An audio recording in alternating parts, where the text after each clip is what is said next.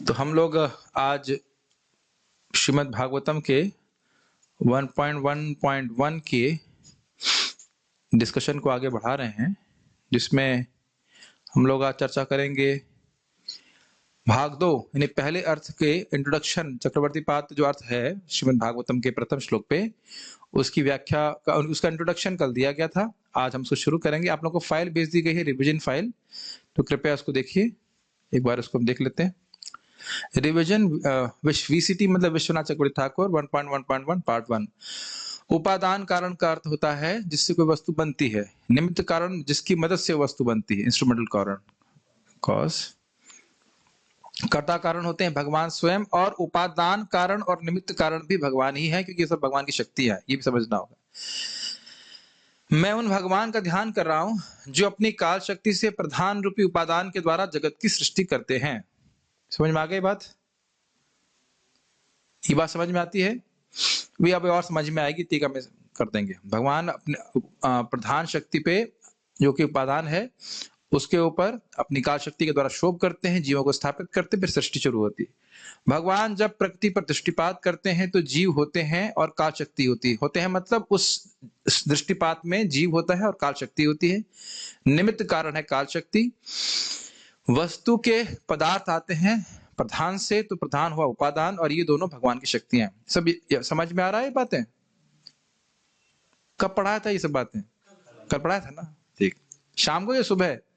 शाम। ठीक। जीव की इच्छाएं अगर नहीं होती तो जगत की सृष्टि नहीं होती। तो जीव की भोग इच्छाएं भी निमित्त कारण है जगत का। हमारी भोग इच्छा है, इस कारण से शरीर मन प्राप्त हुआ। ऐसा नहीं कि कुछ जीवों को पकड़ा, हाँ चलो भाई कुछ लोग जेल भरनी है तो चलो भेज दो इनको, ऐसा नहीं होता है। कुछ महात्मा होते हैं जो बहुत अच्छा कार्य करते हैं, इसलिए वो जेल में जाते हैं। तो जेल में जाने के ईंट पत्थर जो हो गया वो जेल का उपादान कारण हो गया। तो चलाने वाले लोग जो हो गए वह सरकार की इच्छा, कह लीजिए सरकार का आदेश हो गया। और इसमें जीव भी हैं जो महात्मा हैं, जो पाप करते हैं, अपराध करते हैं, उनको जेल में डाला जाता है। तो हम लोग की भोग इच्छा है, इसलिए जगत की सृष्टि हुई और इस कारण से हम लोग यहाँ पे। तो यह भी एक निमित्त है इस जगत की सृष्टि का। ये समझना कोई कठिन तो नहीं लगता, मुझे लगता है इसमें कोई मुश्किल बात तो नहीं है। पहले व्याख्या की गई थी मृग मरीचिका के उदाहरण के द्वारा कि जगत अवास्तविक होते हुए भी वास्तविक प्रतीत होता है। मृग मरीचिका जानते हैं, मेराज वाला। अब ये कहां किसने उदाहरण दिया था? श्रीधर स्वामी पाद ने। यहां पर बोल रहे हैं कि भगवान का स्वरूप है तो वास्तविक, लेकिन अवास्तविक जैसा लगता है। तो मतलब जो वस्तु जैसी है वैसी ना प्रतीत होना, ये होगा इल्यूजन। तो पहले क्या हो रहा था? मोह के कारण जो वस्तु अवास्तविक है वो वास्तविक लग रही है, और अब क्या है? मोह के कारण जो वस्तु वास्तविक है वो अवास्तविक लग रही है। यानी कृष्ण का स्वरूप चिन्मय है, आध्यात्मिक है, लेकिन कैसा लग रहा है? मटेरियल जैसा लग रहा है।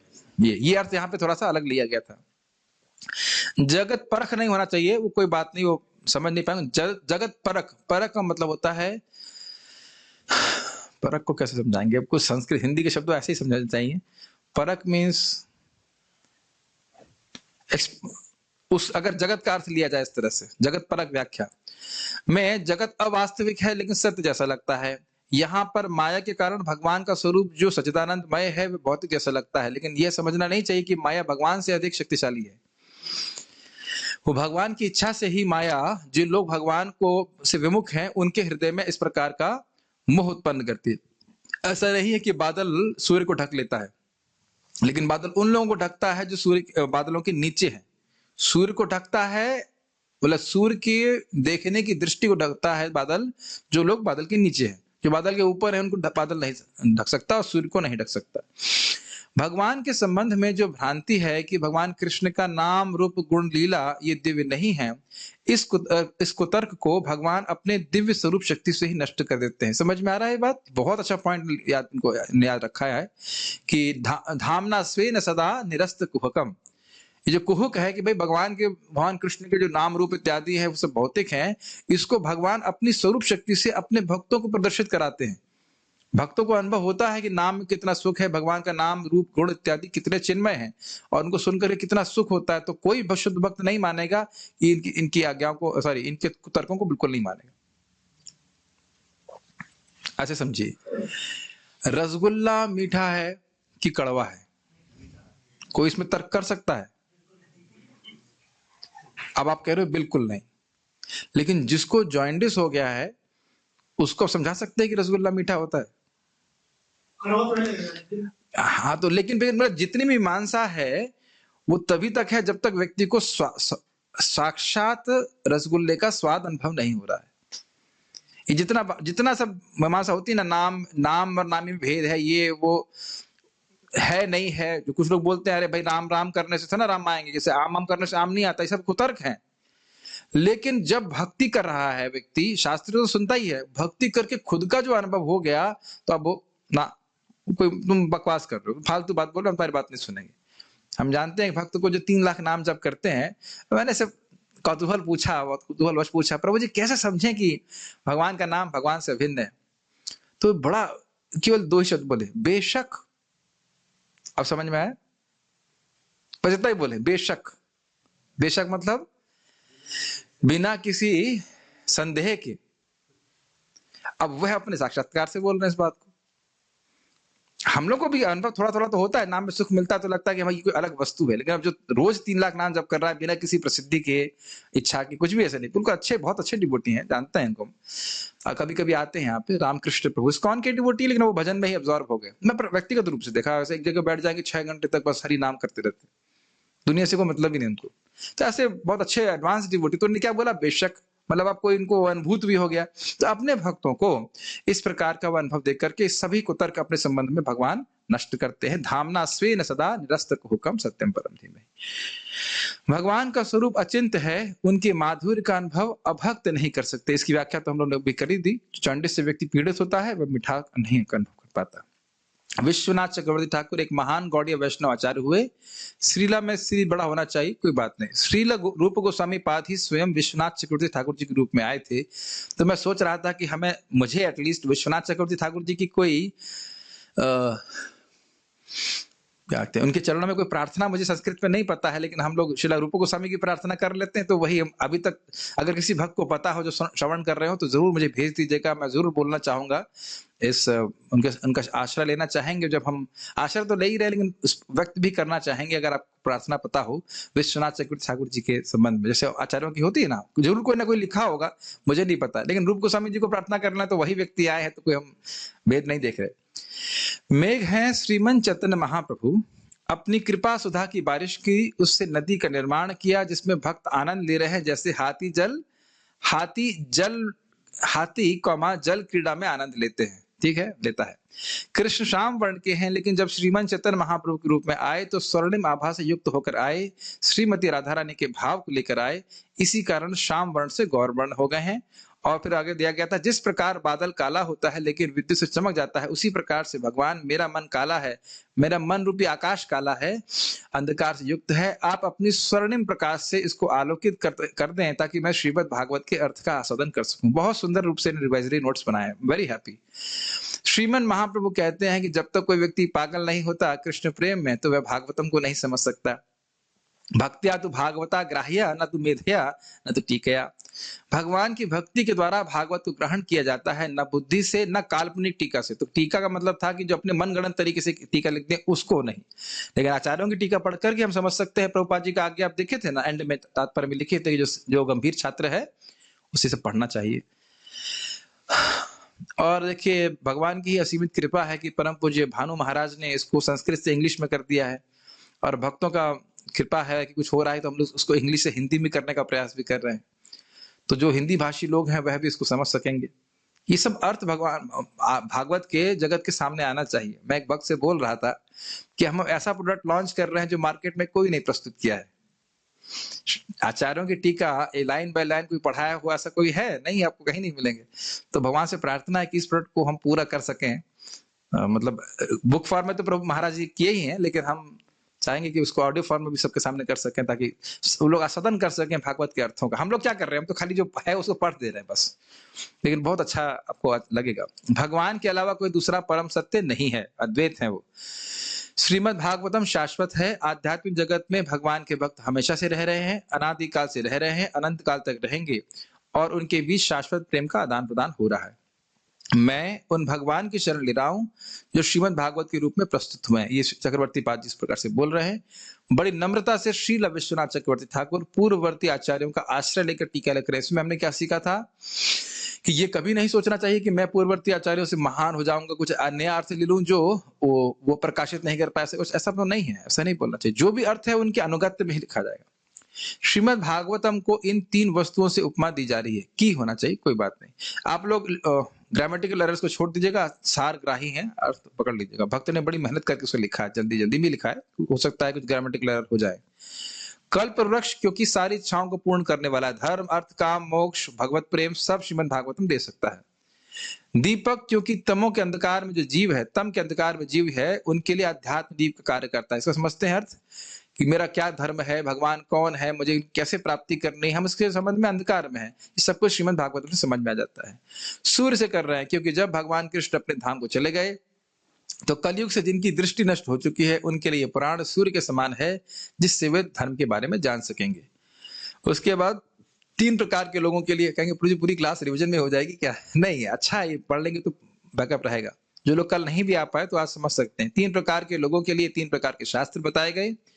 रजोगुणी लोगों के लिए रजोगुणी शिक्षा देने वाले शास्त्र, तमोगुणी लोगों के लिए तमोगुणी शिक्षा देने वाले शास्त्र और सतोगुणी लोगों के लिए सतोगुणी शिक्षा देने वाले शास्त्र। जिस प्रकार पहरेदार खजाने की रक्षा करता है, उस प्रकार से अगर शास्त्रों का सही सही अर्थ हो तो हृदय उससे संतुष्ट होता है, नहीं तो अगर सही अर्थ रूपी पहरेदार ना हो तो हृदय की संतुष्टि चली जाती है। ये सब याद समझ में आ रहा है ना? फटाफट ब्रशअप कर लेते हैं तो आसानी रहेगी समझने में।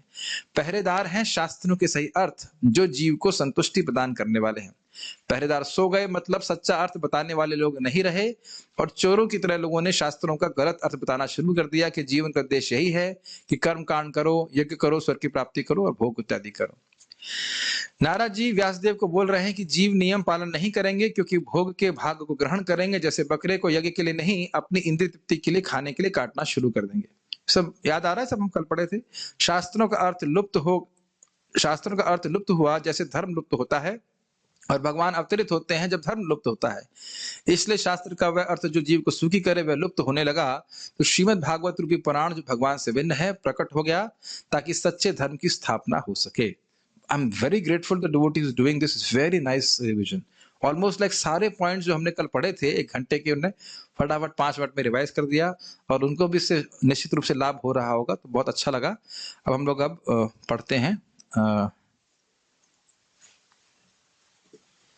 फाइल को खोलता हूं।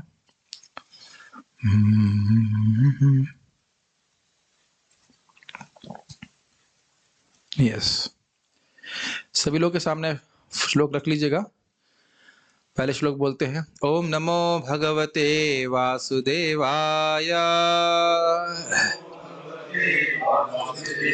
2 बार श्लोक को बोलेंगे सब लोग साथ में। आवाज आ रही है क्या जी? पता नहीं आ रही। जन्मादस्य यतोऽन्वयादितरतश्चार्थेष्वभिज्ञः स्वराट् तेने ब्रह्म हृदयादिकवये मुह्यन्ति सूरयः तेजो वारिमृदां यथा विनिमयो यत्र त्रिसर्गो मृषा धाम्ना स्वेन सदा निरस्तकुहकं सत्यं परं धीमहि जन्मादस्य यतोऽन्वयादितरतश्चार्थेष्वभिज्ञः स्वराट् तेने ब्रह्म हृदयादिकवये मुह्यन्ति सूरयः तेजो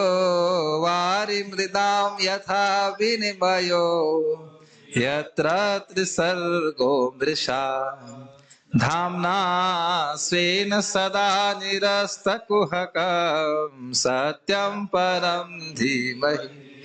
कुछ ना हो, ये श्लोक जरूर याद हो जाएगा। इतनी बार गा करके अभ्यास बहुत जरूरी है। असकृत अभ्यास व्यासदेव कहते हैं। अब हम लोग पहले अर्थ को शुरू करेंगे। और मोहिनी से भी उपमा दी गई थी क्योंकि मोहिनी अवतार असुरों को छल किए, असुरों से छल किए और भक्तों को अमृत दिए। इसीलिए इसी प्रकार से भागवत भी भक्तों को सुख देती है और अभक्तों को सुख नहीं देती। पहला अर्थ। श्रीमद् भागवत शास्त्र के प्रणेता, प्रणेता का अर्थ होता है प्रोपाउंडर, उसको लिखने वाले कह लीजिए, और आचार्य चूड़ामणि। चूड़ामणि का मतलब होता है सर्वश्रेष्ठ। चूड़ामणि का जहां तक मैं समझता हूं, मस्तक पे धारण करने वाली मणि, यह है ना, ये होता है। तो सारे आचार्यों में सर्वश्रेष्ठ श्री कृष्ण द्वैपायन व्यासदेव अपने अभिष्ट देवता भगवान कृष्ण के ध्यान लक्षण मंगलाचरण को इस जन्मादि श्लोक से कर रहे हैं। ये आपने किसी टीका में पढ़ा था, श्रीधर स्वामी की टीका में, और आपको याद आ रहा है ना कि मंगलाचरण क्यों कर रहे हैं, कि इतना महान ग्रंथ लिख रहे हैं प्रत्युह निवृत्ति के लिए, इसमें जो भी बाधा आए वह दूर हो जाए, इसलिए भगवान कृष्ण का स्मरण कर रहे हैं। तो यहां आप देख रहे हैं ना, श्रीधर स्वामी को फॉलो कर रहे हैं, ठीक है। परम अर्थात अतिशय यानी कि सर्वोच्च, यानी परम का मतलब यह हुआ कि उनसे श्रेष्ठ अब और कोई नहीं है, ठीक। सत्यम अर्थात सर्वकाल देशवर्ती परमेश्वर, इसका अर्थ समझ में आ रहा है, जो परमेश्वर सभी काल में है, सभी देश में है और सभी वस्तुओं में भी है। ये आपको बताया था ना, मैंने व्याख्या करी थी सत्य शब्द की। सत्य का अर्थ है कि भगवान हर जगह है, भगवान हर काल में है, भूतकाल वर्तमान और भविष्य, और भगवान हर वस्तु में भी, हर वस्तु भी भगवान की शक्ति, उसमें है भगवान। गोलोक एव निवसति अखिलात्म भूत गोविंदमादि पुरुषम तमहम भजामि। भगवान गोलोक में निवास करते हैं, लेकिन अखिलात्म भूत सभी वस्तुओं में भी निवास करते हैं। समझ में आ रहा है? एक शब्द हमने वहां पे भी समझाया था आपको, परिच्छिन्न और अपरिच्छिन्न, याद आ रहा है? परिच्छिन्न मीन्स लिमिटेड। जैसे आप यहाँ बैठे हैं तो मंदिर में नहीं बैठे हैं। जैसे मान लीजिए कोई व्यक्ति कहे, मैं कहूँ अरे तुम मंगल आरती क्यों नहीं गए, मान लो किसी व्यक्ति को बोलता हूँ, नहीं नहीं प्रभु जी मैं तो मंगल आरती में ही हूँ, मैं वहां भी हूँ और यहाँ भी हूँ, ऐसा बोल सकते हैं हम? नहीं, ऐसा नहीं बोल सकते। तो इसलिए लेकिन भगवान ऑल्टर में है कि नहीं? बिल्कुल है, और यहाँ पे भी है कि नहीं, और हर जगह है कि नहीं? ये बात भगवान की अपरिचिन्नता, unlimitedness. Krishna is unlimited through space, he is everywhere, and Krishna is unlimited in time, he is on all times। जिस स्वरूप में अभी आप हैं, नाम भूल गया आपका, नाम क्या प्रभु जी? कार्तिक प्रभु। जिस स्वरूप में अभी आप दिख रहे हो, क्या जन्म के पहले भी इसी स्वरूप में थे? क्या मैं जन्म के पहले इस स्वरूप में था? नहीं। तो आप समझ रहे हैं हम लोग लिमिटेड हैं, टाइम यानी कि काल और समय से। तो भगवान इस प्रकार के सत्य हैं जो हर समय हर जगह व्याप्त है, ठीक है? ओके। वर्ती मतलब एग्जिस्ट करने वाले, विराजमान रहने वाले। धीमहि का अर्थ है हम सब ध्यान करते हैं। कुछ बातें आपको कॉमन मिलेंगी जो हमने श्रीधर स्वामी की टीका में रखा हुआ था, उसको थोड़ा और एक्सपैंड करेंगे, उसको जरा विचार करिएगा। धीमहि यह बहुवचन शब्द है। बहुवचन मतलब बहुत सारे लोगों के लिए प्रयोग करें। जैसे हम लोग, मैं यहां बोल रहा हूं, ये क्या है? एक वचन। आप सब लोग, हम सब लोग यहां कथा सुन रहे हैं, ये क्या है? बहुवचन, ठीक? यस। इसलिए समझा दे रहा हूं, हो सकता बहुवचन भी नहीं समझ में आया, बहु मतलब कभी कभी ऐसा हो सकता है। वैसे हिंदी जानने वाले को समझते हैं बहुवचन के साथ। यह बहुवचन शब्द है और इसलिए इसका यहाँ प्रयोग इसलिए हुआ है क्योंकि श्रील व्यासदेव काल और देश की परंपरा से प्राप्त सभी जीवों को अपने में अंगीकृत कर रहे हैं और इस प्रकार उनको भगवान पर ध्यान करने की शिक्षा दे रहे हैं। वहां पे था धीमहि बहुवचनम, धीमहि शब्द ध्याये महा बहुशिष्य अभिप्रायम, श्रीधर स्वामी बोल रहे थे यहाँ पे कि यहाँ पे बहुत सारे शिष्यों को बोलते हैं। अब इसको ये और स्पष्ट कर रहा है, इसका अर्थ क्या है? श्रीला व्यासदेव जी के शिष्य वही लोग नहीं है जो व्यासदेव जी सामने सुन रहे थे। हम सब लोग श्रीला व्यासदेव जी के शिष्य हैं। कैसे? परंपरा से प्राप्त। हम परंपरा से केवल प्रभुपाद जी को ही प्राप्त नहीं कर रहे हैं, प्रभुपाद की कृपा से, परंपरा से हमारे सारे गुरु, जितने भी पूर्ववर्ती आचार्य, वो सब हमारे शिक्षक गुरु हैं। क्या इस समय हम श्रील व्यासदेव जी से सुन रहे हैं कि नहीं सुन रहे हैं? आप समझ में आई बात? तो क्या हम श्रील व्यासदेव जी के शिक्षक डिसाइपल हुए कि नहीं हुए? क्या उनके दीक्षा डिसाइपल हो सकते हैं कि नहीं हो सकते हैं? नहीं हो सकते हैं। दीक्षा आप व्यासदेव जी से नहीं ले सकते हैं, व्यासदेव जी के प्रतिनिधि से लेते हैं। ऋत्विक नहीं है हम लोग। अरे कोई प्योर डिवोटी नहीं है, मैं तो हिमालय में जाकर के व्यासदेव जी से दीक्षा लेकर के आऊंगा। तो खैर ऐसी बात नहीं है, तो आप समझ रहे हैं मेरी बात। शिक्षा डिसाइपल, जैसे यहाँ पे हम स्पष्ट रूप से देख रहे हैं, उनकी शिक्षा को हम ग्रहण कर रहे हैं, तो कह रहे हैं जितने भी शिक्षा से, मतलब जितने भी शिष्य आएंगे भविष्य में, उन सबको बोल रहे हैं कि बेटा मेरे शिष्यों, हम सब लोग भगवान का ध्यान करें। देखो जैसे मैं भगवान का अवतार होते हुए भी भगवान कृष्ण पर ध्यान कर रहा हूं, तो फिर तुम लोगों को कितना करना चाहिए? अभी ये विचार करने वाली बात है ना। वो तो स्वयं भगवान के अवतार हैं, उनके संकल्प में कौन बाधा डाल सकता है? लेकिन वह भी प्रत्युह निवृत्ति, प्रत्युह मीन्स ऑब्स्टेकल्स के रिमूवल के लिए। Now you are able to understand English? हाँ, तो प्रत्युह की निवृत्ति के लिए, प्रत्युह निवृत्ति मीन्स रिमूवल ऑफ ऑब्स्टेकल्स, प्रत्युह निवृत्ति, रिमूवल ऑफ ऑब्स्टेकल्स। तो वो वह भी भगवान कृष्ण का ध्यान कर रहे हैं, तो हमें कितना ध्यान करना चाहिए भगवान का? Make sense? और ये भी आपने गीता में सुना था ना, मत चित्तः सर्व दुर्गाणि मत प्रसादात् तरिष्यति। चित्त मुझ में रखोगे तो सारी कठिनाइयों से पार हो जाओगे। यहां से एक और बात आप सीखेंगे, यहाँ अभिधेय तत्व भी समझ में आ रहा है। धीमहि शब्द का अर्थ है हम कुछ करेंगे। धीमहि का मतलब होना ना ध्यान करेंगे, तो अभिधेय मतलब कुछ करना। लेकिन किस पे कर रहे हैं? भगवान कृष्ण का ध्यान करना। ध्यान का ये भी समझ लेना चाहिए, श्रवणम कीर्तनम स्मरण इत्यादि। श्रवणम कीर्तनम होगा तभी स्मरण होगा। तो ये सारा अभिधेय का प्रोसेस भी व्यासदेव बता रहे हैं कि तुमको भगवान का ध्यान करना चाहिए। हम सब लोगों को भगवान का ध्यान करना चाहिए। अंगीकृत समझ रहे हैं? अंगीकृत का मतलब होता है अखबार में भर लेना, सबको इकट्ठा करके बोल रहे हैं कि जो भी शिष्य जहां पे भी हो, देश की परंपरा से भी इंटरेस्टिंग बात है, कहीं पे भी किसी भी स्थान पे कोई व्यक्ति है, कोई जीव है, तो व्यासदेव जी की का शिष्य है, अगर वह वैदिक सभ्यता को पालन करता है, तो कह रहे किसी भी स्थान पे हो और किसी भी काल पे हो, व्यासदेव जी क्या बोल रहे हैं? धीमहि शब्द से हम सब लोगों को भगवान कृष्ण का ध्यान करना चाहिए। समझ में आ गया धीमहि शब्द का अर्थ? ओके। धीमहि शब्द से अब बहुत इंटरेस्टिंग है, ये बहुत इंटरेस्टिंग है, जरा सुनिए। अब यहाँ पे कई बार चक्रवर्ती पाद यहां समझाएंगे कि जो हमने प्रभुपाद जी के तात्पर्य में सुना था, श्रीमद् भागवतम वेदांत सूत्र की स्वाभाविक प्राकृतिक टीका है। सुना था ना आपने? It is a natural commentary on Vedanta Sutra. तो वह वेदांत सूत्र के श्लोकों को लेकर के सिखाएंगे कि किस प्रकार से टीका है।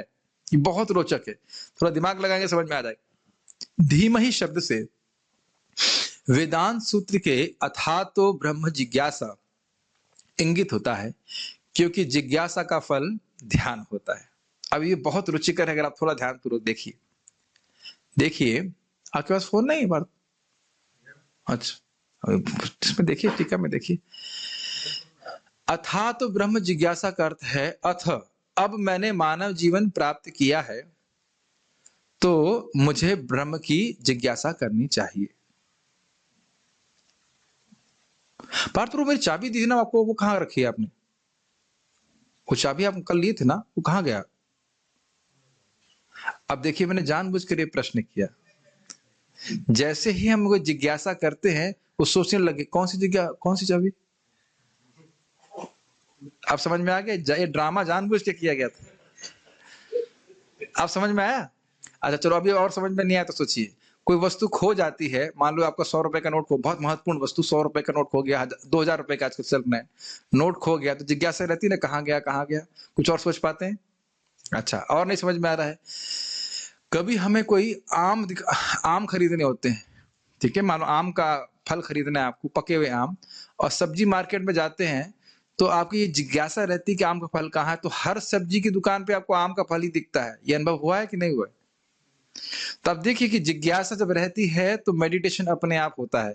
तो यहां बोल रहे हैं कि धीमहि मतलब हम ध्यान कर रहे हैं, और वेदांत सूत्र का पहला श्लोक क्या बोल रहा है कि हमें अब भगवान की जिज्ञासा करनी चाहिए। तो जिज्ञासा का फल धीमहि मेडिटेशन है, ध्यान है, इसलिए ये श्लोक पहले श्लोक के ऊपर टीका है, या ये कह सकते हैं धीमहि शब्द जो इसमें आया है, यह पहले श्लोक की टीका है। ये बाउंस कर गया ऊपर से या समझ में आया? ये धीमहि बिकॉज इंग्लिश पढ़ के आए थे आज? नहीं पढ़ के आए? कुछ इंग्लिश भी नहीं पढ़ना जानते?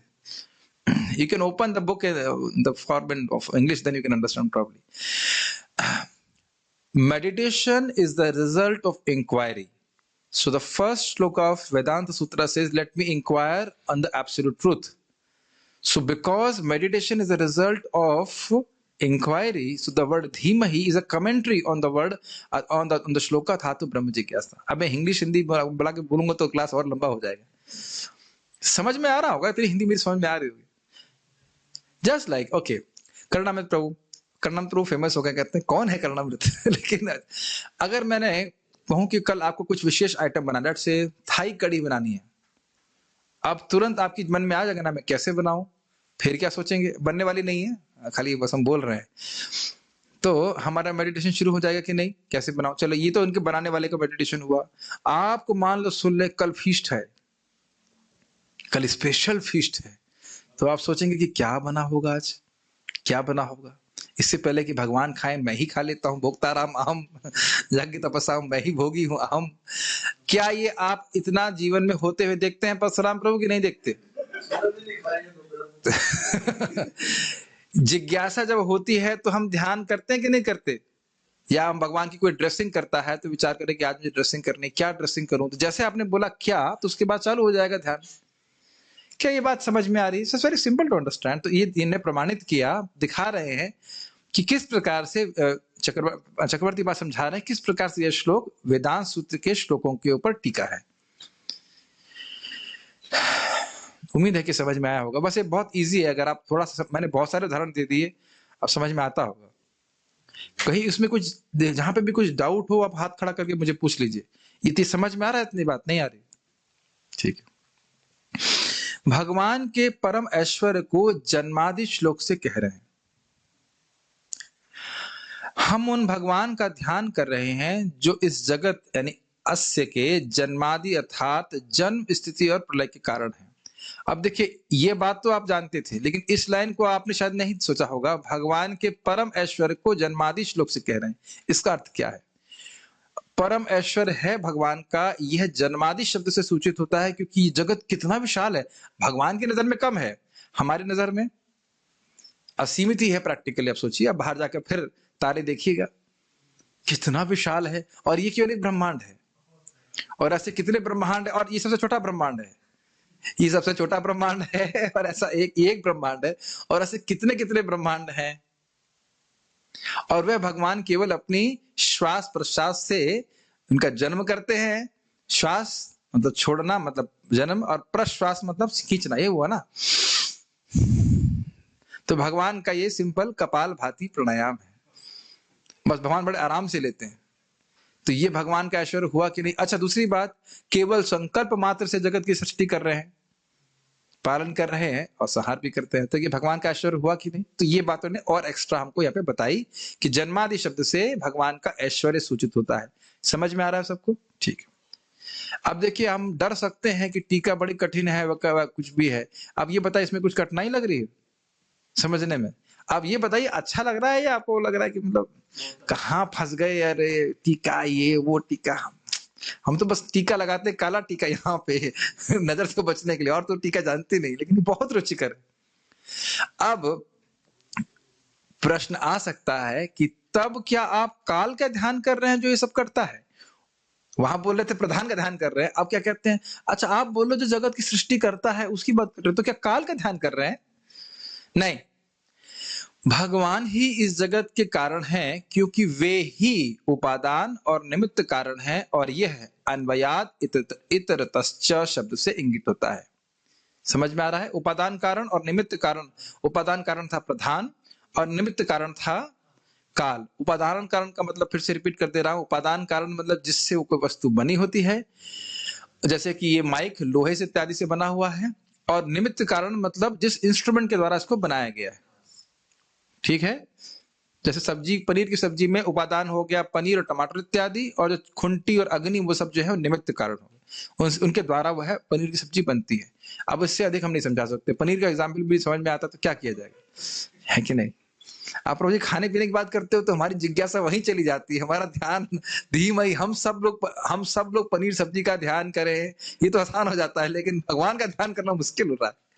तो उपादान निमित्त समझ में आ रहा है, और उसको वह अभी उसको वो भी करेंगे, कोटेशन देंगे इसका.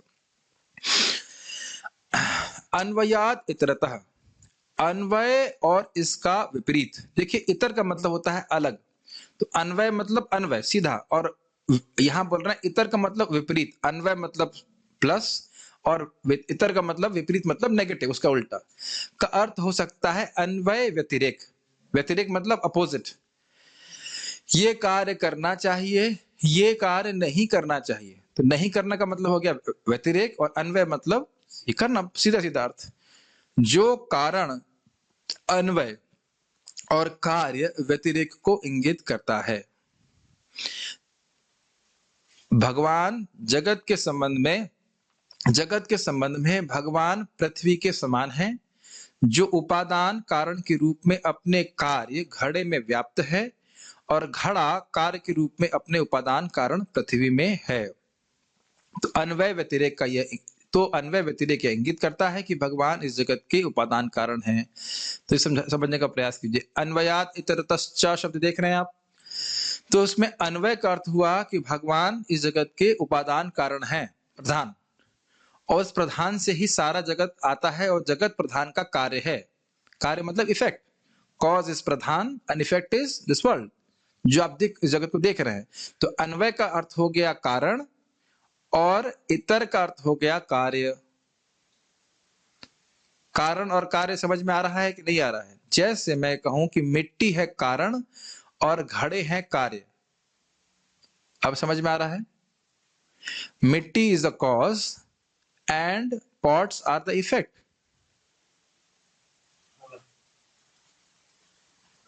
आटा कारण है, रोटी कार्य है। अब समझ में आ रहा है? जो लोग इस कार्य को करते हैं समझ में आ रहा होगा। हाँ, यस, अब तो समझ में आ रहा है। आटा कारण है, आटा के बिना तो रोटी नहीं बनेगी ना। तो आटा हो गया उपादान कारण, और रोटी हो गई कार्य। तो अब ये बताइए कि जो घड़े हैं वो मिट्टी, उसमें मिट्टी है कि नहीं है? तो मिट्टी में घड़े हैं और घड़े में मिट्टी है, ये बात मानते हैं आप? बस यही बात बोल रहे हैं।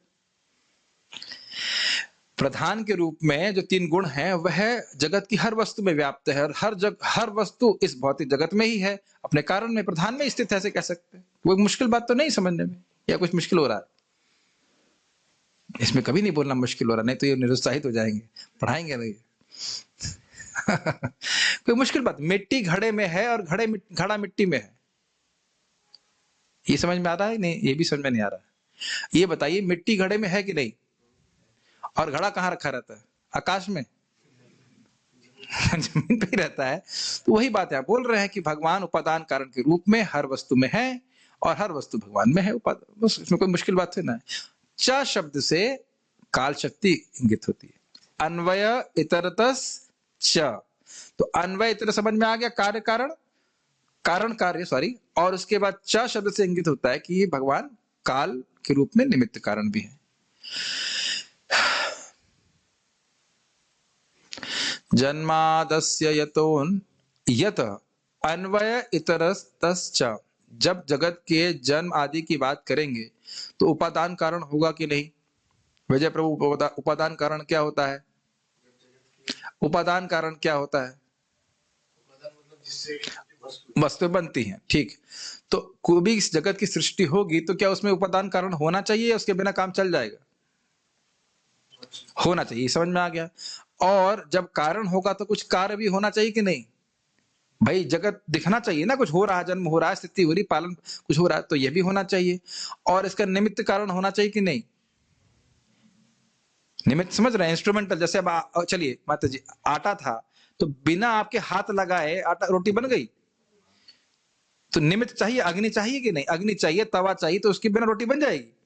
तो केवल वस्तु होने से सृष्टि नहीं हो जाती है। अपने जगत में हम देख सकते हैं, सृष्टि करते हैं, 3 किसी भी सृष्टि में उपादान कारण, निमित्त कारण और कर्ता कारण होना चाहिए। और तवा भी है, हीट भी है, सब कुछ है, लेकिन आप लोग नहीं है, बेलने वाले नहीं है, सेकने वाले नहीं, तो रोटी पक जाएगी? तो यानी एक जीवित व्यक्ति भी चाहिए। तो भगवान ही, लेकिन यहां पे ये अलग अलग हैं।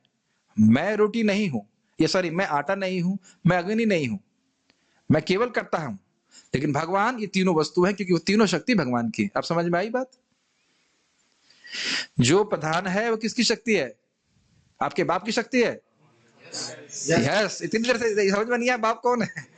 जैसे एक प्रभु जी माता जी झगड़ रहे थे, तो माता जी को प्रभु जी ने बोला तुम्हारा बाप पैसा देगा, तो उनको गुस्सा हो गई। तुमने कहा तो ये बोलना चाहिए, हाँ बाप ही तो पैसा दे रहा है, बाप की औलाद कौन दे रहा है। इसलिए कृष्ण, तो बाप ही कारण है हमारे पिताजी, पिता मस्त जगत हो माता धाता पिता कृष्ण ही है। तो कृष्ण ही जगत के उपादान कारण है, कृष्ण ही इस जगत के निमित्त कारण है, क्योंकि वो काल शक्ति, और कृष्ण ही कर्ता कारण है। ठीक, अब तो रिपीट करते करते मतलब बिल्कुल मुझे लगता है 108 बार जब करना पड़ेगा इस बात को, तब समझ में आएगा, लेकिन मुझे लगता है समझ में आ गया होगा। ठीक, ओके। च शब्द यह इंगित करता है कि भगवान काल रूप में इस जगत के निमित्त कारण भी हैं, क्योंकि भगवान काल रूप धारण करके प्रकृति को प्रभावित करते हैं। क्लियर, समझ में आ गया? अन्वय मतलब कारण, इतर मतलब कारण से अलग कार्य, और च मतलब निमित्त कारण। बहुत टफ हो रहा है कार्तिक प्रभु, पहली बार सुन रहे हैं शायद, इसकी वजह से बार बार सुनेंगे तो सब बातें आ जाएंगी। कई बार प्रभुपाद जी के तात्पर्य में, अच्छा ये बताओ, ये तो मैं आउट ऑफ कोर्स बोल रहा हूं, कहीं प्रभुपाद जी के इंट्रोडक्शन में आपने तीनों बातें सुनी थी कहीं किसी साल में? उपादान कारण, कर्ता कारण, निमित्त कारण। शुरू शुरू में इंट्रोडक्शन में प्रभुपाद बोले थे ना, तो हम आउट ऑफ कोर्स तो आउट ऑफ सिलेबस वस्तु तो नहीं पढ़ा रहे। यस, ये सब चीजें यहीं समझ लेंगे तो आपको आगे भागवतम में जब भी कोई फिलोसफिकल प्रार्थना आएगी बहुत आसानी से समझ में आ जाएगी। उपादान कारण, निमित्त कारण, कार्य इत्यादि। और होता यह है कि अगर वक्ता को नहीं पता होता है तो वो उसको पढ़ करके छोड़ देगा, उसके बाद फिर वो इधर उधर की बात करके छोड़ देगा, और फिर जो जो श्रोता है वो उठेगा, वो झाड़ देगा जो उसने सुना, और चला जाएगा। और जब आप थोड़ा ठीक से समझेंगे तब आपको तो बहुत रुचि होगी। शब्दों के अर्थ समझ में आ जाता है तो समझ में आ जाता है। जैसे मैं अभी तीसरा अर्थ पढ़ रहा था इसका, तो एक शब्द था विभाव, वो समझ में नहीं आ रहा था, और आलंबन समझ में नहीं आ रहा था। तो जब वह समझ में आ गया तो पूरी टीका समझ में आ गया, हाँ ये बोल रहे थे। वो बहुत इजी है, विभाव मतलब प्रेम के विषय, सिंपल। तो वो शब्दों को हम कभी इस तरह से सोचते हैं नहीं, दिमाग लगाते नहीं, तो लगता है बड़ा मुश्किल है। तो एक बार अर्थ समझ में आ जाता है तो समझ में आ जाता है। इस प्रकार भगवान ही जगत के जन्म आदि के उपादान और निमित्त कारण है। अन्वयात इतरतश्च, तो क्या ये पहला अर्थ आपको अन्वयात इतरतश्च का समझ में आ गया? इसी में अभी 2-3 अर्थ देखने वाले हैं, आप घबराइए मत। अरे प्रभु जी 8 बजने में 5 मिनट है, कोई बात नहीं। अब हमने ये फोटो बाहर निकल गई, ठीक नहीं दिख रहा है, वैसे थोड़ा थोड़ा दिख ही रहा होगा। ये बहुत दुख है कि ये ठीक से नहीं दिख रहा है, इसको देखना चाहिए। जहां पे आपको एक फोटो दिख रही होगी जिसमें कुंभकार नहीं दिख रहा है, अब कुंभकार को कैसे दिखा पाऊंगा, बड़ा मुश्किल है, लेकिन कुंभकार है इसमें। और let me see if I can help, 1 minute, give me a second. तो यहाँ पे जो आप देख रहे हो, ये उपादान कारण, निमित्त कारण और कर्ता कारण को समझाने के लिए ये फोटो यहाँ पे लगाई गई है। अभी दिख जाएगी, एटलीस्ट जो लोग जूम पे हैं उनको दिख जाएगी, बाकी लोगों को फाइल में वापस देखनी पड़ेगी। यस,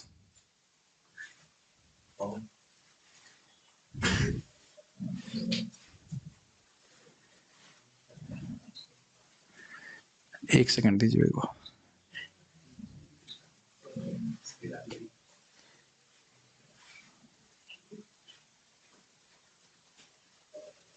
हाँ, एटलीस्ट जूम पे तो सही से दिख रहा है। एक कुंभकार है और वह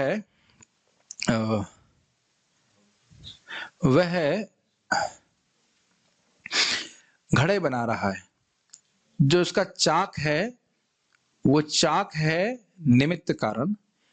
चाक समझते हैं, जो घुमाते हैं, और जो मिट्टी है वो उपादान कारण, और वह स्वयं है कर्ता कारण। ठीक है, अब तो समझ में आ गया होगा, इतना बुद्धू हो ना आप लोग। या अन्वय का अर्थ है प्रवेश। अब देखिए, एक अर्थ लिया था ना अन्वय और इतरश्च का, अब दूसरा अर्थ ले रहे हैं। अन्वय का अर्थ है प्रवेश। प्रवेश समझते हैं, जैसे आप यहाँ पे प्रवेश किए हैं, तो यह इंगित करता है, इंगित मतलब इंडिकेट करता है कि भगवान ही इस जगत के उद्भव और प्रलय के कारण है। उद्भव मतलब सृष्टि और प्रलय के कारण है, क्योंकि प्रलय में सब कुछ भगवान में प्रवेश कर जाता है। कितना सुंदर अर्थ है कि नहीं? अन्वय मीन्स एंटरिंग। तो क्योंकि इस जगत में प्रलय के बाद भगवान में सब कुछ प्रवेश कर जाता है, इसलिए अन्वय का ये भी अर्थ ले रहे हैं। मतलब ये शब्द क्या कहें, सुख सुख लग रहा है कि नहीं, कितना सुंदर अर्थ ले रहे हैं, क्योंकि भगवान में सब कुछ प्रवेश कर जाता है और अन्वय का अर्थ है प्रवेश, तो भगवान कारण है। प्रलय के समय सारे ब्रह्मांड भगवान में प्रवेश कर जाते हैं और सृष्टि के समय फिर उनसे प्रकट हो जाते हैं। ये तो स्पष्ट समझ में आ रहा है भाई, जब प्रवेश कर रहे हैं तो जन्म का मतलब उनसे आ भी रहे हैं, क्लियर है। इतरतः का अर्थ है सर्ग और इसके विभाग। इसका अर्थ यह है कि भगवान इस संपूर्ण जगत के अधिष्ठान कारण भी हैं, जैसे जल पृथ्वी का अधिष्ठान है और अग्नि जल का अधिष्ठान है। इसलिए भगवान वह व्यक्ति हैं जिनसे सृष्टि स्थिति और प्रलय होता है, क्योंकि सभी कुछ उनमें ही स्थित है अन्वयात, और सर्ग के समय सब कुछ उनके बाहर है परंतु उन पर ही आधारित है इतरतः। इसको समझाने का प्रयास करता हूं। देखिए, सृष्टि के क्रम में मिथ्यांकार तक आ जाएगी, प्रधान के बाद महातत्व पे काल शक्ति, महातत्व पे और मिथ्यांकार जगत प्रकट होता है, और उस मिथ्यांकार के 3 विभाजन हो जाते।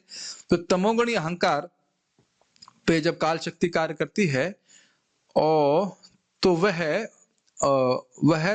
भौतिक वस्तुओं की सृष्टि करता है। सबसे पहले होता है आकाश तत्व, ये मैंने सृष्टि तत्व में समझाया था। अब आकाश पे आ जाइए, उसकी पहली बात भूल भी जाए तो आकाश पे जब काल शक्ति कार्य करती है तो उससे किसकी की सृष्टि होती है? वायु की। तो वायु का आधार हो गया ना आकाश, आधार मीन्स सपोर्ट, या जिसके ऊपर सृष्टि हो रही है, और वायु, हाँ बेस, और वायु आकाश से अलग है, दिख रहा है। तो इतर शब्द का मतलब होता है अलग, जैसे ये माउस मुझसे अलग है, ये समझ रहे ना। तो उसी प्रकार से वायु आकाश पे आधारित है और वायु आकाश से अलग है, ये समझ में आई सृष्टि के समय। फिर उसके बाद वायु पे जब काल शक्ति कार्य करती है तो क्या बात आता है? अग्नि। तो अग्नि वायु से अलग है कि नहीं, लेकिन उसका आधार क्या है? वायु। अग्नि से आया जल, और अग्नि और जल तो आप देखिए ना बिल्कुल अलग वस्तु हैं, लेकिन अग्नि जल का आधार है और जल उससे इतर है, अलग है। समझ में आ रहा है? ये बहुत हैवी हो रहा है प्रोसेसर, हमारा processor is too delicate to digest all the processes that are being uploaded on it. ये सब कभी सुनते नहीं हैं हम लोग, इसलिए नहीं समझ पा रहे हैं। अगर थोड़ा विचार करेंगे तो बहुत अच्छा अर्थ समझ में आ रहा है। अच्छा, उसके बाद जल से क्या आता है? पृथ्वी। तो पृथ्वी का आधार हो गया जल। तो आप देख सकते हो जब प्रलय होती है तो क्या होती है? पृथ्वी अपने गुणों को छोड़ करके जल में प्रवेश करती है, जल अपने गुणों को छोड़ करके अग्नि में, अग्नि को छोड़ अपने गुणों को छोड़ करके वायु में, वायु अपने गुणों को छोड़ करके आकाश में, आकाश फिर अव्यक्त में मिल जाता है। तो यहां बोल रहे हैं अन्वय का अर्थ हुआ प्रवेश। तो यानी कि प्रलय के समय अब देख रहे हैं जिस प्रकार से पृथ्वी जल में प्रवेश कर रही है, तो उसी प्रकार से भगवान में जगत प्रवेश कर जाता है और भगवान से आता है। ये हो गया अन्वय का अर्थ, ठीक। और इतर का अर्थ कि सृष्टि जब हो रही है, जब सृष्टि हो रही है, इसे या कह सकते हैं पालन की स्थिति में, ये जगत भगवान के ऊपर आधारित है लेकिन भगवान से अलग है।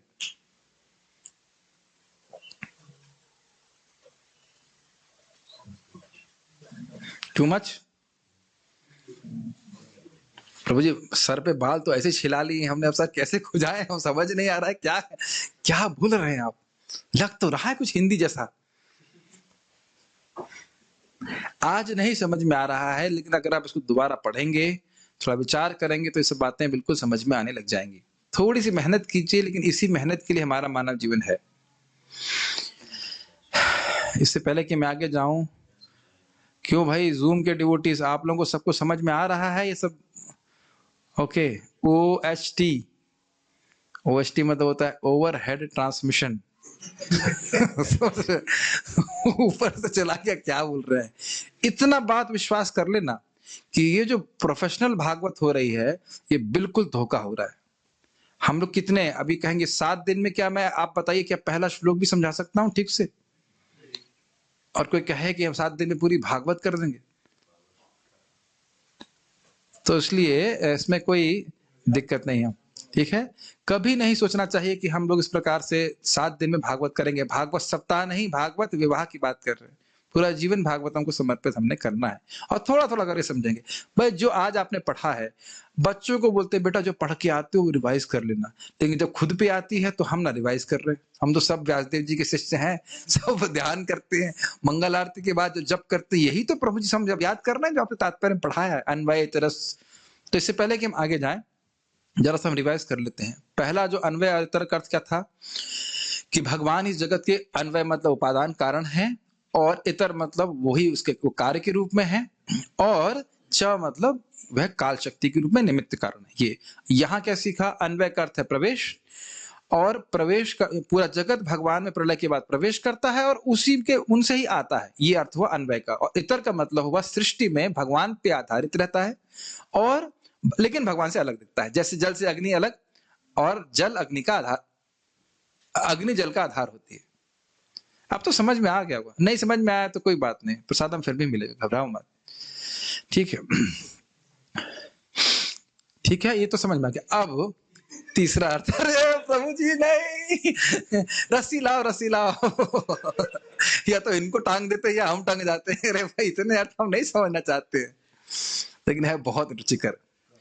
अब यह है, समझिए इसका अर्थ क्या होता है। देखिए, संस्कृत में एक होता है पद्यांश और दूसरा होता है गद्यांश। पद्य और गद्य, कोई जानता है पद्य और गद्य? पांडे जी जानते हैं और प्रेम कृष्ण प्रभु जानते हैं, माता जी आप भी जानती हैं। तो पद्य में क्या होता है? जैसे धर्म क्षेत्रे कुरुक्षेत्रे संवेता युयुत्सवः मामकः पांडवाश्चैव किम कुर्वत संजय। ये पद्य है कि गद्य है? ये पद्य है। अब अगर इसको अन्वय किया जाएगा तो क्रम से रखा जाएगा। हे संजय धर्म क्षेत्रे, ऐसे करके बोला जाएगा। नहीं, जैसे मैं अभी गद्य में बोल रहा हूं कि पद्य में बोल रहा हूं?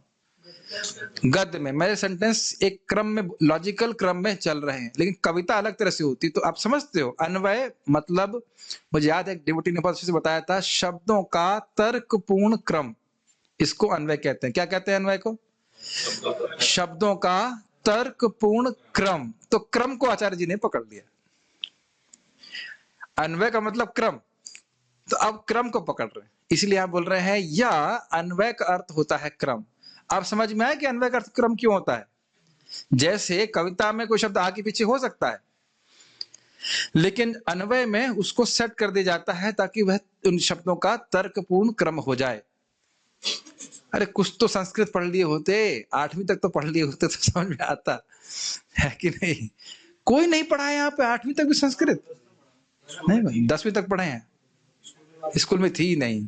यही तो स्कूल के आजकल के बड़े अच्छे स्कूल है, 7-7 10-10 हजार रुपए फीस लेते और अच्छी चीज पढ़ाते नहीं, सुसंस्कृत नहीं करते। तो खैर चलो, अब आज आपको समझा रहे हैं, समझ में आ रहा होगा। अन्वय नहीं पढ़े आप लोग?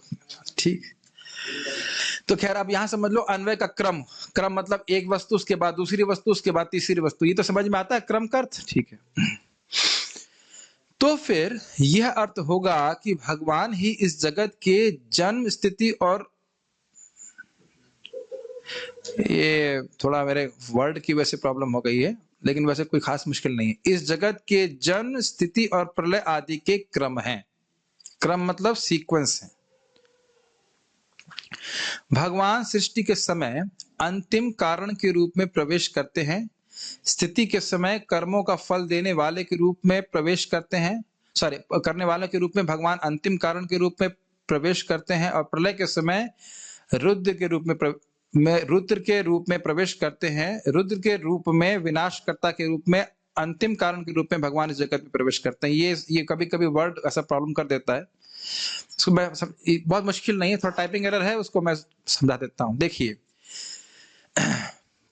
जब जगत में सृष्टि तो भगवान से होती है, इस सृष्टि होने के बाद भी, सारे देवताओं की और इंद्रिय विषयों की सृष्टि होने के बाद भी भगवान को इसमें प्रवेश करना पड़ता है, तब जाके सृष्टि चलायमान होती है, सृष्टि होती है। तो पहले सृष्टि के क्रम में पहली चीज, मतलब जो अल्टीमेट कारण है वो भगवान कृष्ण है, भगवान विष्णु है। अब इस जगत में लोग कर्म कर रहे हैं, तो आप जानते हो कि भगवत गीता के अनुसार जगत के किसी भी कार्य में 5 कारण होते हैं। अधिष्ठानम तथा कर्ता, कर्णम च पृथक विधम, विविधाश्च पृथक चेष्टा, दैवम श्लोक भूल रहा हूं, लेकिन इसका अर्थ ये है, अधिष्ठानम तथा कर्ता, कर्णम च पृथक विधम, विविधाश्च पृथक चेष्टा, दैवम पंचमम, ऐसे करके बीच में शब्द भूल रहा हूं, दैवम चैवार्थ पंचमम, ऐसे करके है। 18वें अध्याय में पढ़ा था कि कोई जगत में कार्य होता है तो उसमें 5 कारण होते हैं। अधिष्ठान हमारा शरीर, अधिष्ठानम च तथा कर्ता, कर्ता मतलब जीव, करणम मतलब इंद्रियां, और पृथक चेष्टा मतलब प्राणों की चेष्टाएं, प्राणों की क्रियाएं, और उसके बाद दैव यानी भगवान। तो अगर भगवान नहीं होंगे तो किसी कार्य का फल हमको प्राप्त नहीं होगा। तो ये बोल रहे हैं कि जब सृष्टि हो के समय सृष्टि हो गई, नेक्स्ट क्रम में क्या होगा? पालन। तो पालन में कुछ लोग कर्म कर रहे हैं कि नहीं? उन्हें कुछ फल चाहिए कि नहीं? तो फल देने वाले भी कौन है? भगवान ही है। क्रम समझ रहे हैं ना? और अंततो गत्वा वह रुद्र को, भगवान शिव को शक्ति देते हैं कि उस जगत का संहार करने वाले हैं, संहार कर। तो प्रलय के रूप में जो अंतिम इस क्रम में अंत में क्या आएगा? जन्म, पालन और प्रलय, ये क्रम हुआ ना। तो प्रलय के क्रम में भी भगवान अंतिम कारण के रूप में प्रवेश करते हैं। इसलिए अन्वय का अर्थ हुआ क्रम, और क्रम का अर्थ हुआ भगवान ही इस क्रम में, जन्म, स्थिति और प्रलय के क्रम में भगवान ही इसके कारण है। नहीं समझ में आ गया? वो इसी यहाँ यह समझना होगा कि कार्य कारण में ही स्थित होता है, और भगवान जगत रूपी कार्य में कारण रूप में प्रवेश करते हैं। तो बहुत इजी बात है। घड़े मिट्टी में रहते हैं और मिट्टी घड़े में रहती है। तो यही बात बोल रहे हैं कि पूरा जगत भगवान में ही स्थित है, और भगवान इस जगत की हर वस्तु में व्याप्त है। ये बात बोलना चाहते हैं। तो इस प्रकार भगवान को जगत की सृष्टि, स्थिति और प्रलय के रूप में भी जाना जाता है। मतलब सृष्टि, स्थिति और प्रलय का जो क्रम है वह भी भगवान से अभिन्न है। अभी छोड़ूंगा नहीं मैं, पूरा करने इसको, तो इस अर्थ को पूरा करने के बाद ही रुकेंगे। भगवान के कार्य इस जगत को भगवान के स्वरूप से इतरतः शब्द के द्वारा अलग किया जा रहा है, क्योंकि जगत की सृष्टि, स्थिति और प्रलय भगवान की स्वरूप शक्ति से अलग है। च शब्द यह इंगित करता है कि यह भगवान की माया शक्ति से अभिन्न है। समझ में आई ये बात? अन्वय का अर्थ था कि भगवान जगत के सृष्टि, स्थिति और प्रलय के क्रम है। तो व्यक्ति कहेगा अच्छा, तो यानी भगवान, ये जगत भगवान ही है? भगवान जैसा है, क्योंकि भगवान की शक्ति है। लेकिन भगवान आप जानते हो पूरी तरह से सच्चिदानंदमय है, इसलिए कह रहे इतर। भगवान इस जगत के कारण जरूर हैं भैया, समझ लीजिए इस बात को, लेकिन भगवान से ये जगत इतर है, भगवान से अलग है। जैसे गाय और गोबर, गाय कारण है लेकिन गोबर गाय से इतर है, गोबर गाय से अलग है। ये मानते हैं नहीं मानते? उसी प्रकार से भले ही ये जगत भगवान से आया है, लेकिन ये भगवान से इतर है, भगवान से अलग है, क्योंकि भगवान है सच्चिदानंद, और ये जगत असत, अचित, निरानंद है। लेकिन च शब्द से ये इंगित हो रहा है कि यह जगत भगवान की माया शक्ति से पूरी तरह से अभिन्न है। ये बात मानते हैं? बहुत सिंपल है, ये जगत भगवान की माया शक्ति का प्रकटीकरण है, तो इसमें तो कोई दिक्कत नहीं है। ये भगवान, च शब्द इंगित करता है कि भगवान की माया शक्ति से अभिन्न है। तो आप ये बता सकते हो कि मैं अभी तक जो हमने 3 अर्थ पढ़े वो किन शब्दों के अर्थ थे?